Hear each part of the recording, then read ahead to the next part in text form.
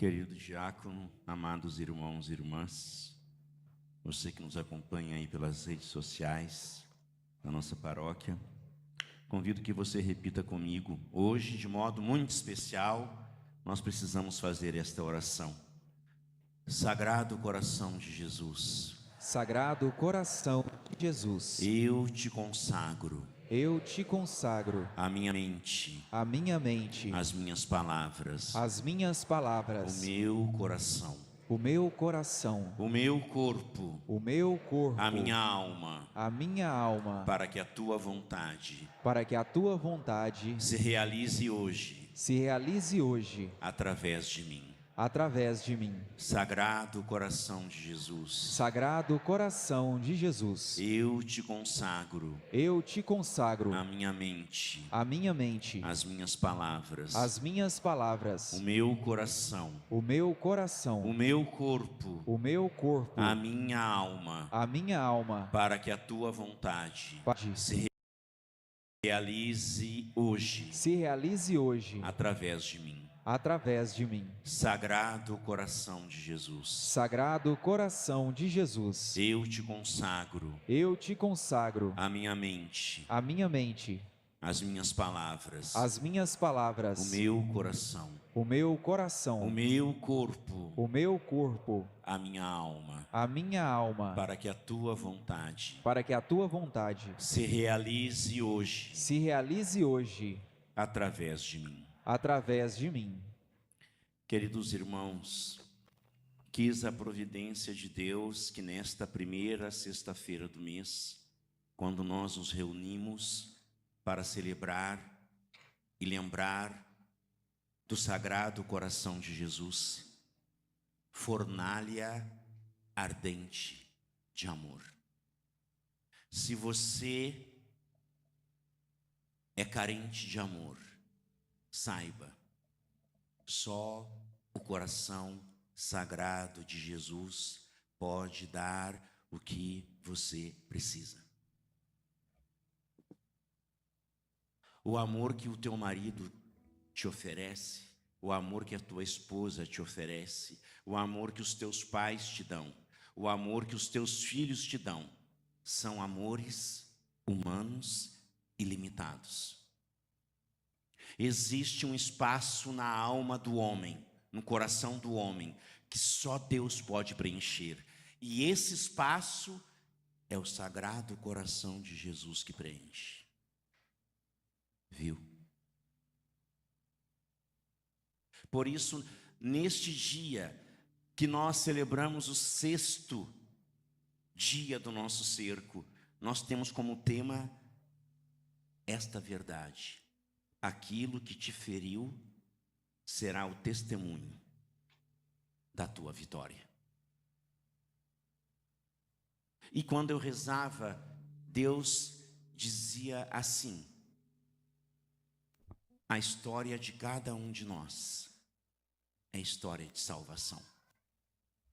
Tudo o que você viveu na sua vida, as realidades boas e as realidades ruins, as vitórias e as derrotas, as alegrias e os sofrimentos, as humilhações e os aplausos, tudo que nós vivemos neste mundo, entenda, faz parte de uma história de salvação. E talvez você vai dizer: o senhor está falando isso porque o senhor não conhece a minha vida. O senhor não sofreu o que eu sofri. Graças a Deus.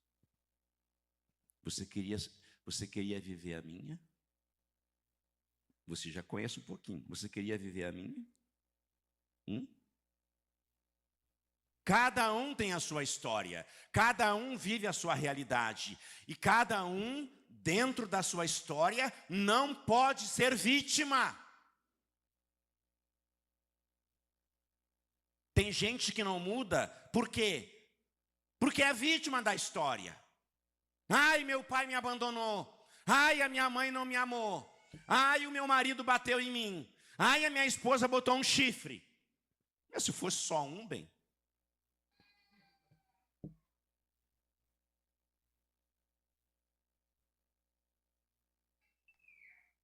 Se fosse só um chifre, tá bom. Mas é um par de chifre. Você não pode ser vítima da sua história. Ai, padre, mas eu fui no fundo do poço. Que bom. Você sabia que muitas pessoas só conseguem acordar para a vida quando elas chegam no fundo do poço? Enquanto ela não chegou lá desculpa falar, lá na merda, ela não muda. Ela não muda. E isso eu falo por experiência.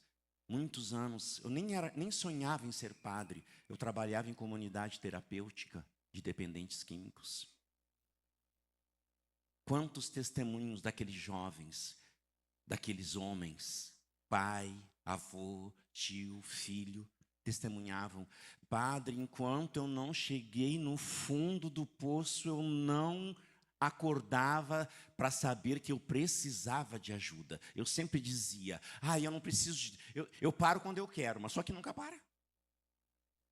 Quando eu não quero mais, eu não cheiro. Quando eu não quero mais, eu não fumo. Quando eu não quero mais, eu não bebo. Mas quando que vai chegar esse dia? Quando? Quando você chegar no fundo do poço. Quando chega no fundo do poço, acorda. Por que eu estou dizendo isso? Que a tua história é história de salvação. Porque a carta aos Romanos, capítulo 8, versículo 28 e seguintes, nos diz: tudo concorre por bem daqueles que amam a Deus, daqueles que Deus escolheu, daqueles que são chamados a seguir a sua palavra, os seus mandamentos, a sua vontade. E esses que Deus escolheu, com tudo que concorre para o bem, são mais que vencedores. Eu pergunto: você ama a Deus, sim ou não?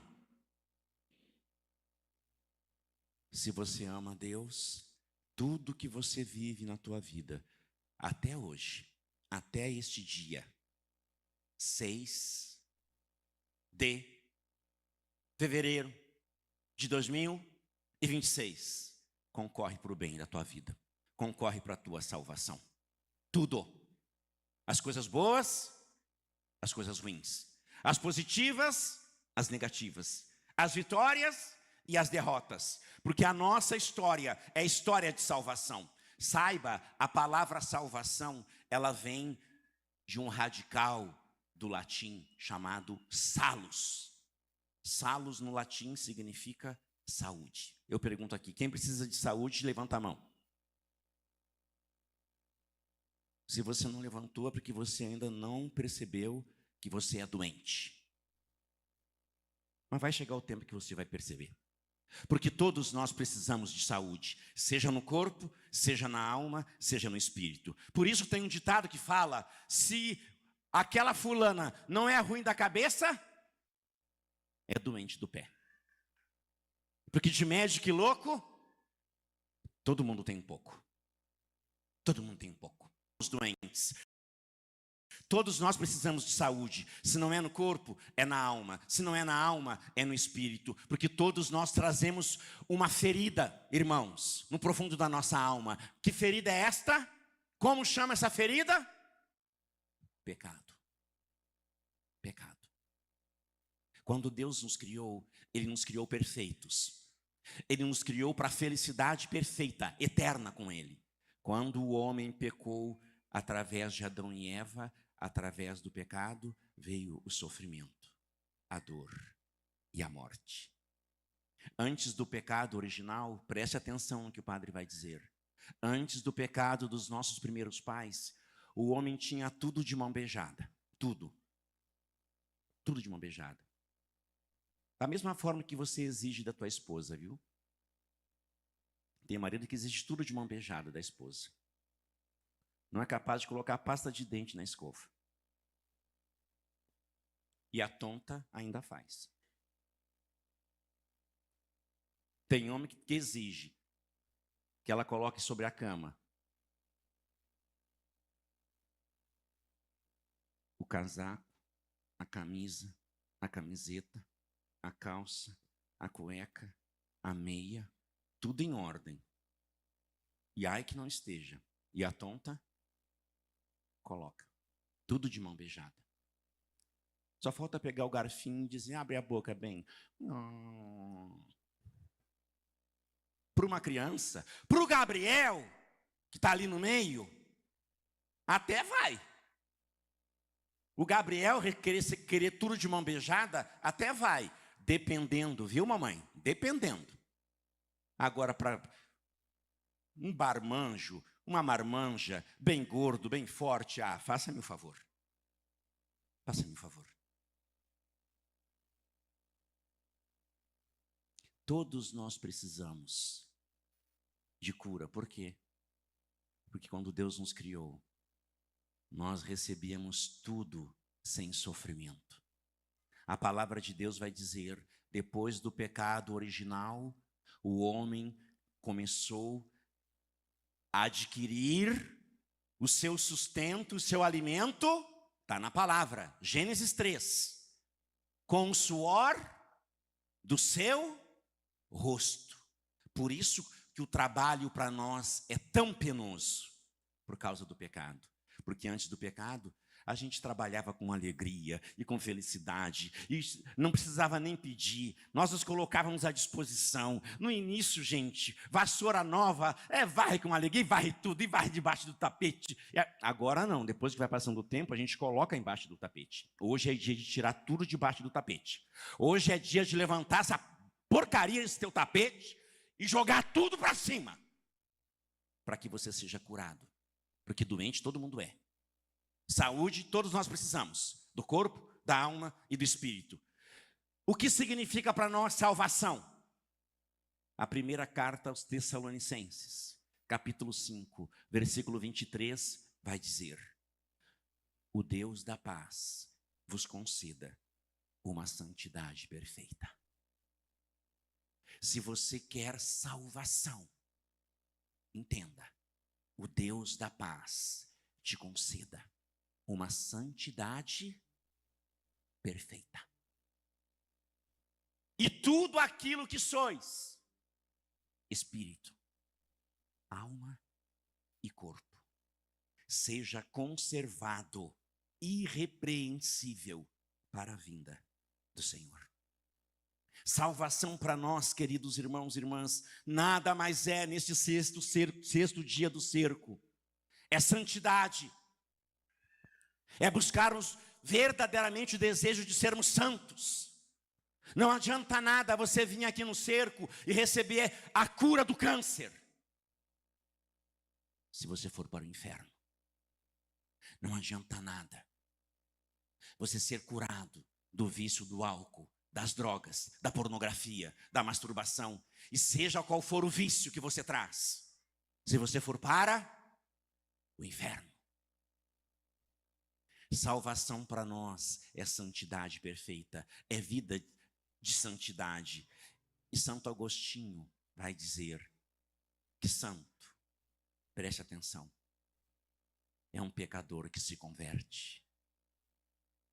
Teresa d'Ávila nos diz, santo não é aquele que não cai, mas é aquele que caindo se levanta.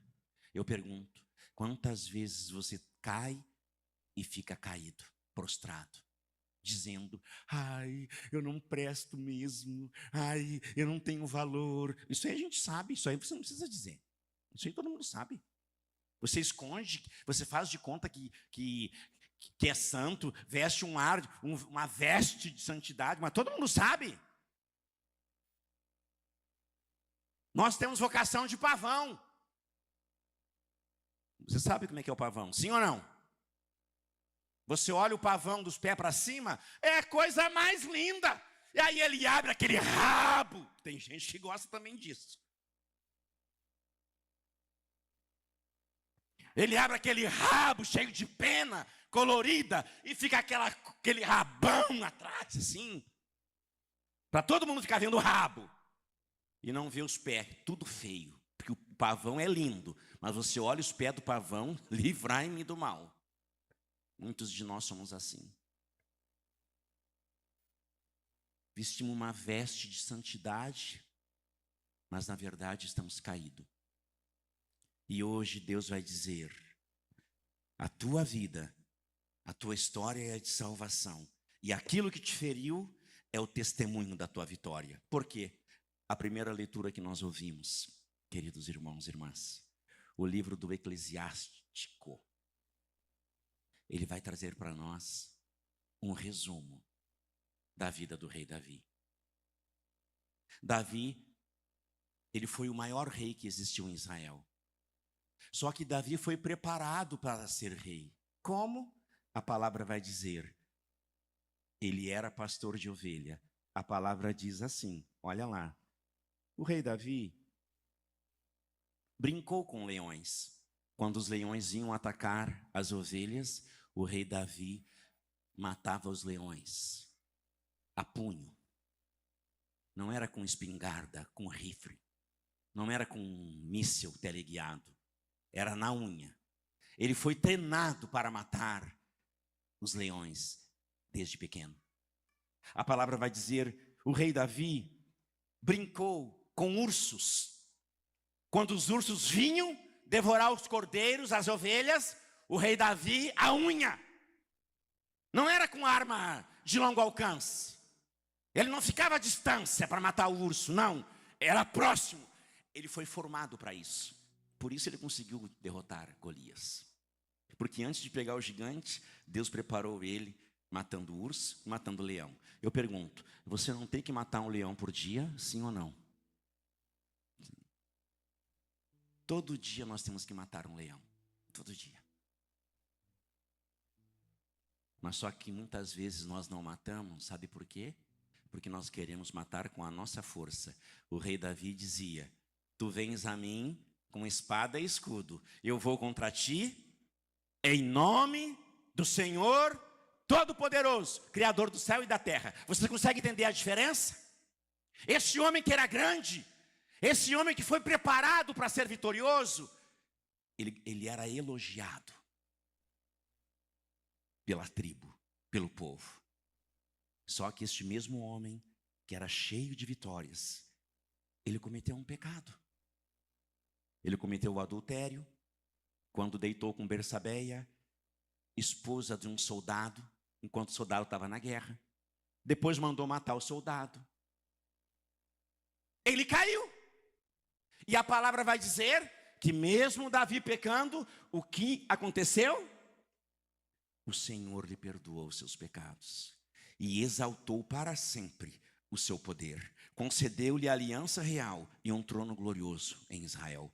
Você consegue entender que mesmo que você tenha altos e baixos na sua vida, alegrias e tristezas, dores e sofrimentos, vitórias e derrotas, se você se arrepende, Deus te concede a vitória? Você consegue entender isso, sim ou não? Porque a tua história é história de salvação.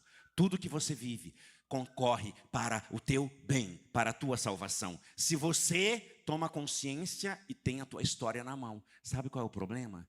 É que a gente pega as realidades da nossa vida, a gente quer ficar só com as coisas lindas. A gente quer ficar só com os acertos. Só com aquilo que o povo aplaude. A gente só quer ficar com os aplausos. Mas saiba, de vez em quando é bom uma vaia, viu? Toca a pedra na Geni, toca a pedra na Geni. Às vezes é bom uma vaia, para a gente entender que nós não somos a última bolachinha do pacote, o refrigerante mais gelado da geladeira. Não, não. Uma vaia é bom de vez em quando, para a gente acordar e vir para a terra. Senão a gente fica só flutuando, achando que a gente está, em cima da gilete, gastando. Nós vemos isso também na vida de João Batista, do evangelho de hoje. Hoje o evangelho narra o martírio de João Batista. João Batista foi um grande homem, um profeta. O que ele fazia? João Batista, ele era um homem justo. Ele era um homem bom.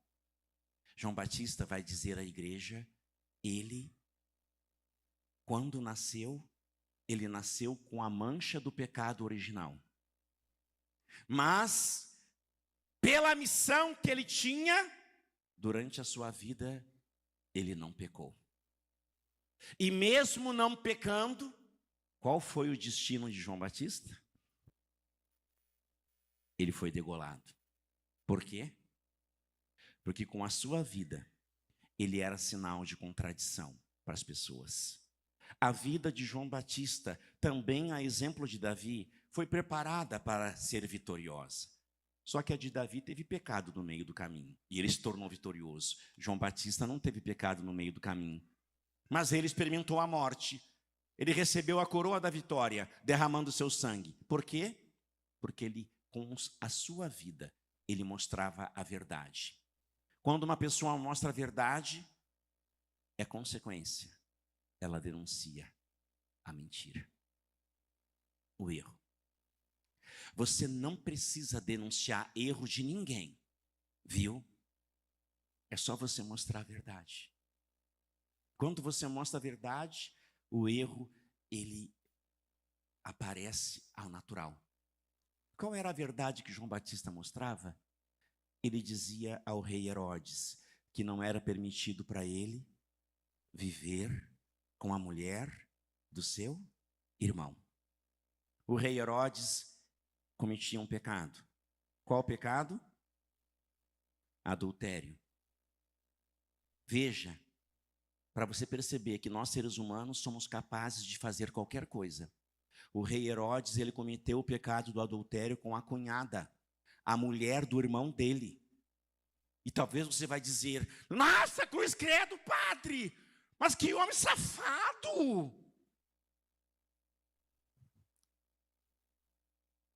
Olha para a sua vida e vê se você não faz coisa pior. Porque apontar o erro do outro é muito fácil. O difícil é a gente reconhecer o nosso. O difícil é a gente reconhecer o nosso. Porque todos nós temos vocação de macaquinho de zoológico. Viu?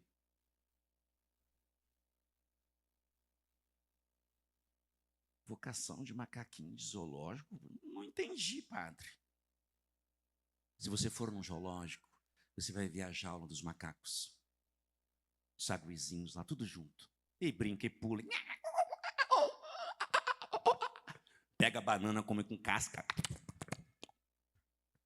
Só que chega um momento que um deles, o mais espertinho, o que faz? Ele enrola o rabo e senta em cima. E fica rindo do rabo dos outros. Nós somos assim, com relação ao pecado. Nós colocamos o nosso pecado embaixo, sentamos em cima, igualzinho um macaco, e ficamos rindo do rabo dos outros. Ficamos falando do pecado dos outros. Ficamos julgando a atitude do outro. Mas você não sabe o que levou aquela pessoa a cometer aquela atitude. Muitas vezes, irmãos, tem pecados que nós cometemos que nós não queremos, mas somos praticamente obrigados a fazer. Você sabia disso, sim ou não? João Batista denunciava: não te é permitido viver com a mulher do teu irmão, é adultério. O que o rei fez? O rei não fazia nada, porque o rei, a palavra vai dizer, gostava de ouvir João Batista. Eu vou dizer para você, muitas pessoas se escandalizam com o meu modus operandi, o meu jeito de ser, o meu jeito de falar. Se escandalizam, mas eles acolhem, porque a verdade, ela liberta. O rei escutava o profeta dizer que ele estava em adultério, mas ele gostava de ouvir. Por quê? Porque aquela palavra libertava o coração dele. Tanto é que o rei não mandou matar Herodes, matar João Batista. Quem mandou matar João Batista? Bersa, a sua esposa, Herodíades. Ela que mandou matar João Batista. Em que momento? Preste atenção. Você que gosta de festa, você que gosta de banquete, você que gosta de bebedeira, você que gosta de juntar o compadre, a comadre, os amigos, você que gosta sempre de casa cheia, ou vai para esses ambientes. O rei estava de aniversário. fez uma grande festa, comilança, beberança. Veio a filha de Herodíades para agradar o rei. O que ela fez? Foi dançar.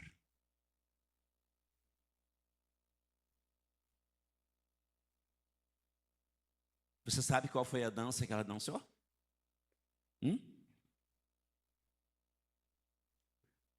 Não foi forró. Não foi vaneirão. Não foi rock and roll. Não foi funk. Só as cachorras. Bum, bum, bum, bum. As preparadas. As popozudas. Não foi isso. Você ri? Preste atenção no que o padre vai dizer. Hoje eu vou pedir muito a sua paciência, porque esta noite aqui é fundamental para nós. Você ri? Eu vou dizer para você, meu irmão. Se você soubesse o significado dessas músicas, você não deixava as crianças, os teus filhos, sobrinhos, amiguinhos dançar. Tem pai e mãe que ainda filma as crianças na boquinha da garrafa, na boca da garrafa. Filma e joga nas redes sociais. Quando você permite uma criança, quando uma menina dança um funk, saiba, você não tem consciência do que você está fazendo. Sabe essa música, Só as Cachorras? O que significa? As preparadas. Você sabe o que significa? As popozudas. Você sabe o que significa? Sabe sim ou não? Primeiro, no baile funk, quando uma mulher vai para o baile funk, ela vai preparada. Saia curtinha e sem calcinha. Por isso que fala, as preparadas. Elas já vão sem a parte íntima. Para quê? Não é para rezar o rosário. Não é para rezar o rosário. Elas vão de saia curta, sem a parte íntima, sem calcinha. Para quê? Desculpa a expressão. Porque aqui atrás não tem problema. É preparada. Só as cachorras. Por quê? Como que cachorro anda, gente? Cachorro anda com as duas patinhas assim? Sim ou não? Sim ou não? Cachorro anda de 4. Você consegue entender? Só as cachorras? No baile funk, já está preparada de 4. E você dança. E você deixa a criança dançar. E filma tudo bonitinho e joga nas redes sociais.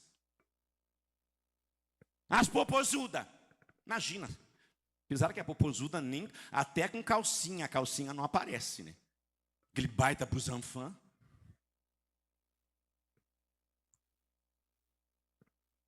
Salomé, filha de Herodíades, não dançou funk. Não dançou rock. Não dançou forró.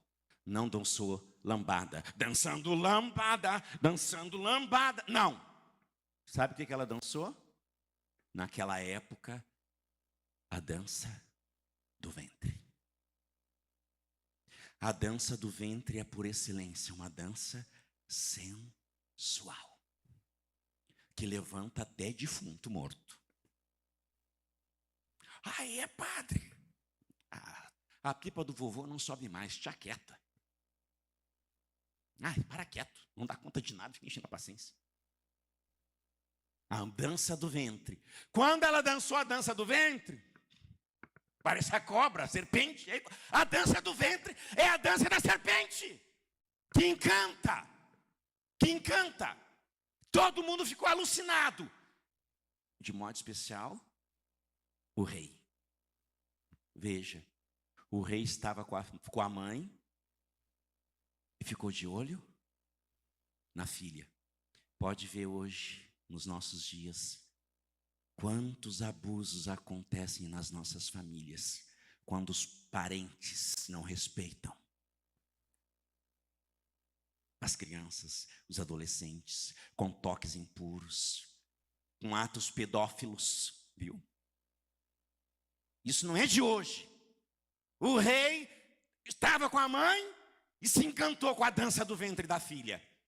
E disse para ela, ficou doido, ele perdeu a cabeça. O que o rei disse? Pode pedir o que você quiser. Não tem China pobre nem garçom de cara feia. Pode pedir o que você quiser. Até a metade do meu reino. Eu te dou tudo o que você pedir. Tudo. Porque a pessoa, quando fica doida, fica cega pelo sexo, saiba, ela não tem limites. Ela não encontra barreiras. Não encontra. Não encontra. O que o Herodíades fez? Ela não pediu dinheiro. Ela não pediu honra. Não pediu glória. O que ela pediu? Ela pediu aquilo que a mamãezinha dela quis. A cabeça do profeta numa bandeja. Por quê? Porque o profeta denunciava a verdade. E ela não tinha capacidade de ouvir a verdade. Aqui eu quero dizer para vocês que estão aqui rezando o cerco desde domingo comigo. Vocês já são vitoriosos, viu? Vocês já alcançaram a vitória. Só precisam tomar posse dela. Por quê? Porque já faz 6 dias que vocês estão escutando a verdade. Eu sei que para você não é fácil ouvir o que o padre fala. Ainda mais do jeito que eu falo, né? Eu falo tudo meio nas entrelinhas, eu não falo as coisas abertamente. Eu tenho muita vergonha de falar abertamente. Eu podia falar mais. Mas em respeito às crianças eu não falo. Você já é vitorioso, porque você continua ouvindo. Porque você continua acreditando que Deus tem o poder de transformar a tua vida, a tua história em salvação. Amém?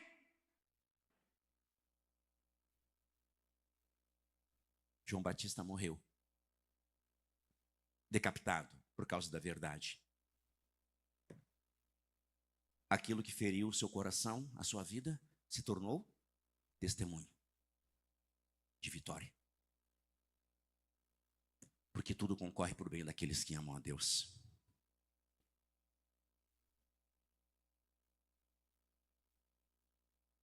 Eu poderia trazer aqui, não vou trazer, mas poderia, lição de casa. Você já ouviu a história de José do Egito? Gênesis 37 a 50. Aquele jovem que foi vendido pelos irmãos como mercadoria, se tornou escravo. Um jovem que foi preso porque ele foi acusado de querer abusar da esposa do seu chefe. Ele foi acusado injustamente de querer abusar da esposa do seu chefe. Ele foi preso de boquinha calada. Foi para a prisão como um estuprador. Você sabe o que acontece quando alguém que estupra uma mulher, quando ele vai para a cadeia, o que acontece? Sabe, sim ou não? Sim. Os coleguinhas lá vão fazer a mesma coisa que ele fez. José do Egito, ele foi acusado de abusar da mulher. O que vocês acham que aconteceu com ele quando ele estava na prisão? Foi vendido como escravo, se tornou mercadoria, foi acusado injustamente, foi preso, foi abusado. Preste atenção, Deus honrou José. Da história de José do Egito, Deus preparou ele para ser vitorioso e poder salvar os seus irmãos no momento de fome, no momento em que o povo não tinha o que comer. José do Egito estava lá para abrir os celeiros e alimentar a sua família. Aqueles mesmos que o traíram, aqueles mesmos que o venderam, ele teve a graça de poder olhar para a sua história e perdoá-los. Sabe como que José do Egito perdoou seus irmãos? Dizendo assim: não se sintam culpados por aquilo que vocês fizeram comigo. Foi Deus que permitiu tudo isso por causa deste dia. Deus já sabia que em Israel ia vir a fome, que nós íamos morrer de fome. Deus sabia disso e permitiu que vocês fizessem tudo o que fizeram, para que eu me tornasse o segundo homem mais poderoso do Egito, para poder salvar a nossa família. Você consegue entender o que significa ter uma história de salvação? Sim ou não? Não ficar choramingando. Ai, os meus irmãos me venderam. Ai, os meus irmãos tiveram inveja de mim. Ai, os meus irmãos não me amaram. E agora, o que eu faço? Levanta, sacode a poeira e dá a volta por cima. Fica choramingando. Ai, padre, o meu marido me abandonou. Graças a Deus. Você passou a vida inteira enchendo os ouvidos do padre Pablo, do padre Geraldo, do padre Thalisson. Ficou enchendo a cabeça do diácono, choramingando. Ai, meu marido, meu marido. Quando aquele abençoado toma a decisão, facilita para você, vai embora, o que você faz? Ai, agora o que eu faço? O que faz? Chama as amigas, e vai rolar a festa, vai rolar. Foi embora, graças a Deus. Ai, padre, e se for a minha esposa, o que eu faço? Se ela for embora? Você pode tirar as vassouras de palha de dentro do armário e pode deixar bem à vista que não vai ter bruxa nenhuma para viajar. Pode tirar as vassouras de palha. A tua história é a história de salvação. Gente, o grande problema hoje, sabe qual é? Nós vivemos no vitimismo. Tudo para nós somos coitadinho. Nos fazemos de coitadinho. Você não é coitadinho. Vivemos de complexo. Complexo de rejeição, complexo de inferioridade. E me rejeitaram na escola, e me rejeitaram em casa, e me rejeitaram na igreja. Ai, eu não vou mais na igreja, porque ninguém me cumprimenta, padre. Nenhum padre. Cumprimenta você. Ninguém te cumprimenta? Levanta esse traseiro da cadeira e vai lá cumprimentar. Não, mas é mais fácil eu fazer o quê? Ah, eu sou coitadinho. Magoeia. Bum, bum, bum, bum, bum. Tremendo. Ah, faça-me um favor. Vamos crescer, irmãos. A tua história é a história de salvação. Você consegue imaginar se eu tivesse parado no meu filme de terror? Porque quando eu conto a minha vida, o meu testemunho, todo mundo ri, todo mundo acha engraçado. Não sei por quê, porque eu estou falando de coisa séria da minha vida, é uma falta de respeito. Uma falta de respeito, quando eu estou contando algo da minha vida sério, vocês dão risada. Quando eu conto o meu filme de terror, imagina se eu tivesse ficado parado nos traumas. Lembra? Família desestruturada. A minha família não era perfeita. Pai alcoólatra, pai adúltero, pai músico, mestre de bateria de escola de samba. Meu pai no Rio Grande do Sul era mestre de bateria de escola de samba. Eu, desde os 15 anos de idade, desfilava no carnaval, tocava na bateria. E ali eu fazia o meu inferninho. Porque nas escolas de samba o que mais tem é globeleza. Opa, eu não sou passista, mas eu chego junto.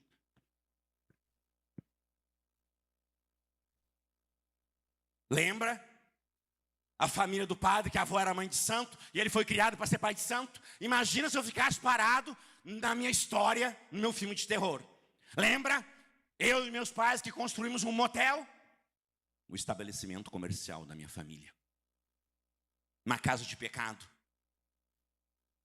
Quantos adultérios eu vi com esses olhos, irmãos?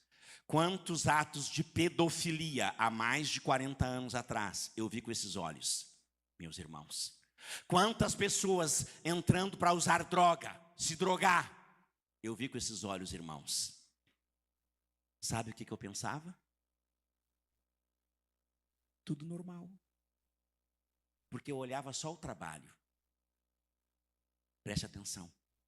Quando nós estamos acostumados com o pecado, coisas graves na nossa vida se tornam coisas corriqueiras, coisas comuns.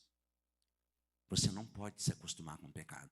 Você não pode achar que é normal o teu marido te trair. Você tem que tomar uma atitude. Não é normal você achar que a tua esposa pode sair a hora que quer, do jeito que quer, com quem não quer, e está tudo certo. Trazendo um dinheirinho, a tua esposa não é prostituta. Não é normal. Não é normal você deixar a tua filha, o teu filho, levar um namorado para casa, dormir no mesmo quarto e fazer da tua casa um motel. Não é normal. Ai, padre, mas é melhor eles fazerem aqui em casa do que fazer na rua. Não! Vai comer a minha filha ainda de graça? Vai pagar pelo menos, vagabundo. Pelo menos vai pagar. Só que não é hotel 5 estrelas. Desculpa falar, gente. Peço perdão, viu? Por não falar mais profundamente. Eu podia falar mais profundo. Você não pode se acostumar com o pecado. Por quê? Porque eu me acostumei com o pecado. E por isso eu fui descendo a ladeira. Pensa, um jovem com 18 anos. No estabelecimento comercial da minha família, eu tirava R$5.000 por mês. 5.000 hoje é dinheiro, sim ou não? Imagina. Não, me dá então. Quem disse não? Quem disse que não é? Eu quero 5.000 agora. Imagina. Essa aí está nadando em dinheiro, é fazendeira. Quem foi que falou? Levanta a mão que eu quero ver. R$5.000 hoje, você tem que rebolar. E nem rebolando na esquina você consegue. Que está tudo caindo nos pedaços. Há mais de 35 anos atrás, eu ganhava R$5.000 por mês. Não tinha China pobre, nem garçom de cara feia. Era bebida, festa, gastava com tudo, orgia, ia para boate, ia para cabaré, ia para prostíbulo. Não tinha limites. Por quê? Porque eu me acostumei com o pecado. Me envolvia com mulher solteira, que eu sempre dava preferência para solteiras. Mas se a casada desse bandeira, eu também ia casada. Adultério. A minha primeira noiva, eu obriguei ela a fazer aborto.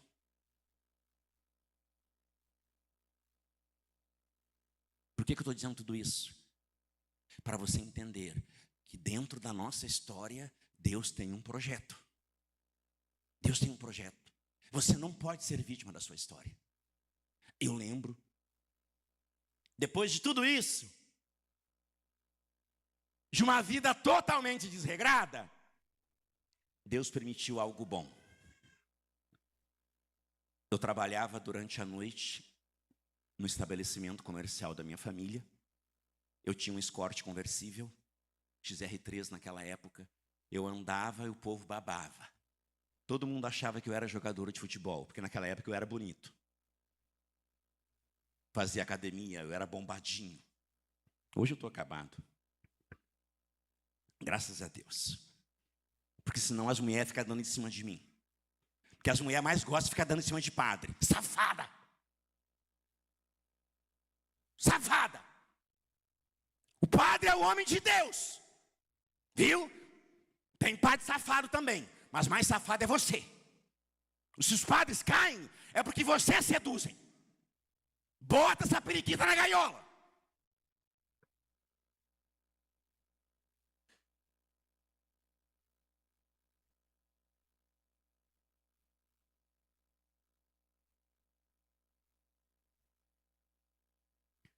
Eu trabalhava à noite. Fui com os meus amigos para um jogo de futebol. Amanhecido. Passei o dia inteiro no campo de futebol com os amigos. Cerveja, churrasco, sem dormir. Pinga em mim, pinga em mim, pinga em mim. Gente, eu não tinha limites. Na volta, dormi na direção.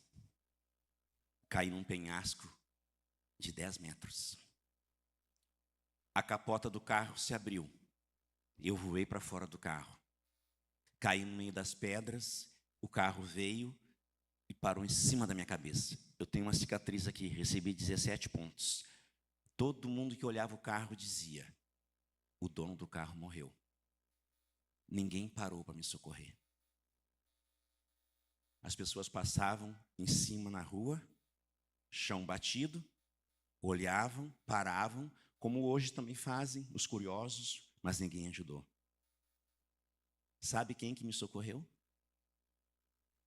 Um carroceiro. Um carroceiro estava passando, parou e estava me colocando em cima da carroça. Quando um outro rapaz viu isso, ele se animou e me colocou no carro para me levar para o hospital. A partir daquele acidente, eu tive um encontro pessoal com Jesus. Porque todo mal, Deus tira um bem. Eu não sei qual é o teu acidente. Não sei qual é, se é doença, se é separação, se é marido que foi embora, se é filho que está na droga, se é filha que está dando mais que chuchu na cerca, se é o filho que está rodando na faculdade. Eu não sei qual é o teu acidente. O meu foi de carro. Foi onde eu tive um encontro pessoal com Jesus. E a partir daquele encontro, a minha vida começou a mudar. Porque só um encontro verdadeiro com Jesus faz a gente mudar de vida. Ele nos tira das trevas e nos leva para a luz. Ele nos tira da fossa, da merda, e Ele nos lava com a água viva do seu Espírito. Ele transforma a nossa vida a partir de um encontro pessoal. Preste atenção. Se o cerco de Jericó não te leva ao encontro pessoal com Cristo, você não vai mudar. Você não vem aqui para ter encontro com o Padre Ágaro, só porque ele é engraçado, só porque ele faz a gente rir. Não. O teu encontro é com Jesus, porque é Ele que transforma a vida, assim como transformou a minha vida, assim como transformou a vida de Davi, assim como transformou a vida de João Batista, assim como transformou a vida de José do Egito. A partir do encontro com Cristo, o que aconteceu? Deus mudou a minha vida, Deus mudou a minha história, Deus mudou o meu destino. Eu nunca quis ser padre, nunca. Eu sou padre por quê? Porque Deus quis que eu fosse. E eu só disse sim. E só disse: eis-me aqui, pode fazer. Eu não quero, mas pode fazer. E eu digo para você, se eu não fosse padre, eu não seria o homem mais feliz do mundo, viu? Eu podia ter a Juliana Paz do meu lado, porque ela é linda demais, misericórdia. Eu podia ter a mulher que fosse do meu lado, a Miss Brasil, que é católica, a Miss do Universo. Eu não seria o homem mais feliz do mundo. Hoje, eu não tenho um terço do que eu tinha, materialmente. Mas não me falta nada. Por quê? Porque eu tenho aquele que é tudo para nós. Eu encerro essa pregação trazendo para você uma palavra. Uma palavra que transforma tudo. A nossa história é a história de salvação. Deus nos dá vitória, mas entenda, não existe vitória sem luta, viu? A vitória não vem em você sentadinho, como canta o hino nacional, deitado, eternamente, em berço, esplêndido. Não, não tem vitória. Para ter vitória tem que ter luta. Eu pergunto, você está disposto a lutar sim ou não?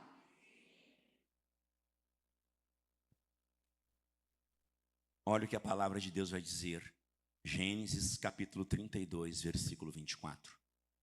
Jacó ficou sozinho. E alguém lutava com ele, até o romper da aurora. Vendo que não podia vencê-lo, tocou-lhe aquele homem na articulação da coxa. e esta deslocou-se, enquanto Jacó lutava com ele. E disse-lhe: deixe-me partir, porque a aurora se levanta. Não te deixarei partir, respondeu Jacó, antes que me tenhas abençoado. Ele perguntou: qual é o teu nome? Jacó. Teu nome não será mais Jacó, tornou ele, mas Israel, porque lutastes com Deus e com os homens e venceste. Preste atenção, para que eu e você possamos transformar maldições em bênçãos. Para recebermos a bênção de Deus, nós precisamos olhar para toda a nossa vida. Não flashes, não retalhos, não as partes boas só. Não, olhar toda. E deixar que Deus toque e abençoe a tua história. Porque a tua história é história de salvação. Viu? Não importa o que você viveu, a tua história é história de salvação. Eu convido você a fechar os seus olhos um instante.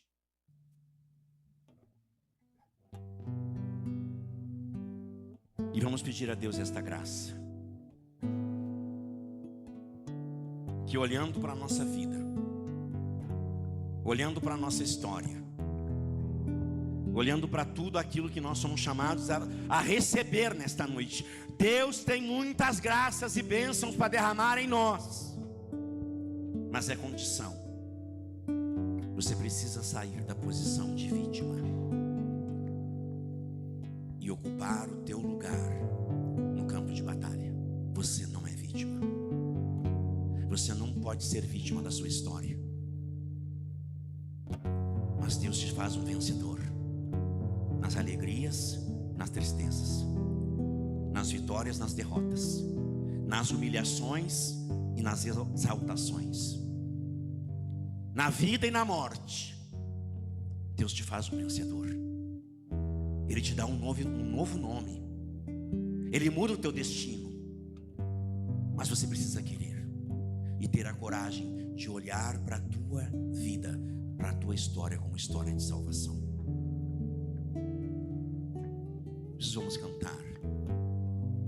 Eu quero estar em tua presença. Quero estar em tua presença, Senhor.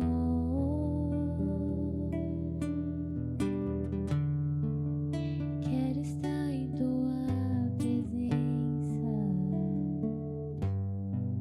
Eu quero estar em tua presença, Senhor.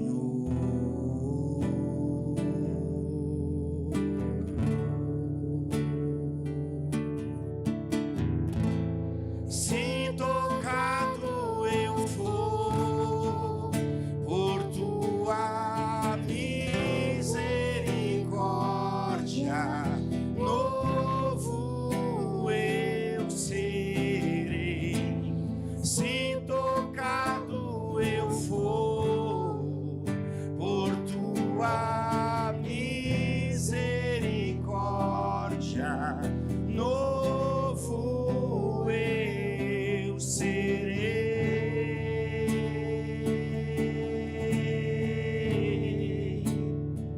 Tua presença cura todas as feridas que causei, todas as feridas que fizeram em mim, Senhor. Tua presença cura todas as feridas que causei, todas as feridas que fizeram em mim, Senhor. Vamos ficar em pé. Vamos ficar em pé. Vamos cantar juntos. Eu quero estar em tua presença. Vai dizendo isso. Eu quero estar em tua presença. Eu quero estar em tua presença, Senhor, Senhor.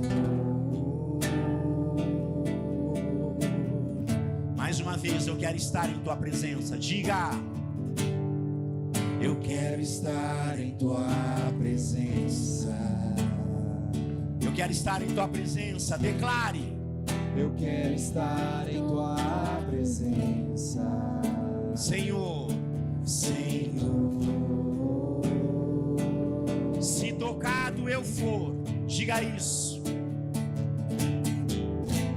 se tocado eu vou Por tua misericórdia, por tua misericórdia, novo eu serei. novo eu. Erga os seus braços no alto e diga: se tocado eu for, por tua misericórdia, Tua misericórdia, novo eu serei. novo Eu serei.